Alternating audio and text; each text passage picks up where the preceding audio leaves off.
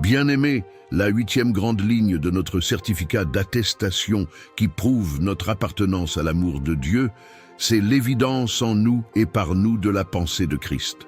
La Bible nous dit dans Philippiens 2, verset 5, « Ayez en vous les sentiments qui étaient en Jésus-Christ. » La pensée de Christ, c'est la crainte de Dieu, l'humilité, le service, la fidélité et l'obéissance à Dieu.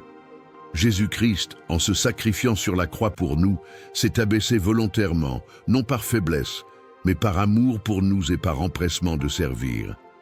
Et cet esprit d'humilité, d'empressement dans le service, de sacrifice, d'obéissance sans murmure et de crainte de Dieu, doit également devenir notre nature quand nous avons accepté Jésus-Christ dans nos vies.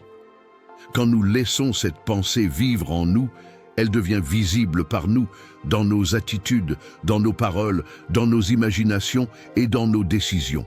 Nous ne cherchons plus à être vus, mais à servir les autres.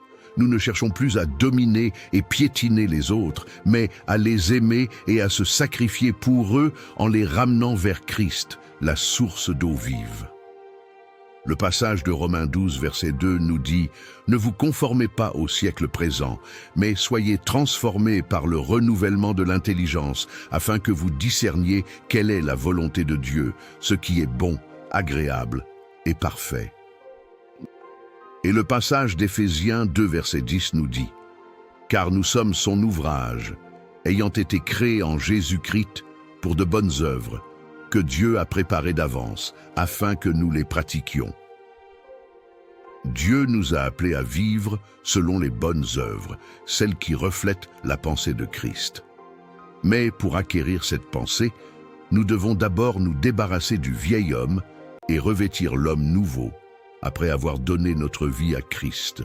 Éphésiens 4, versets 22 à 24, nous appelle également à nous débarrasser du vieil homme qui se corrompt par les convoitises trompeuses, à être renouvelé dans l'esprit de notre intelligence et à revêtir l'homme nouveau, créé selon Dieu, dans une justice et une sainteté que produit la vérité.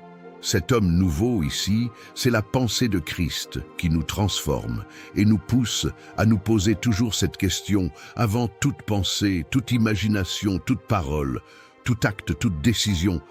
Est-ce que cela est conforme aux enseignements du Christ? Si tu as compris cette huitième ligne du certificat, écris Amen en commentaire et ne manque pas la 9e partie.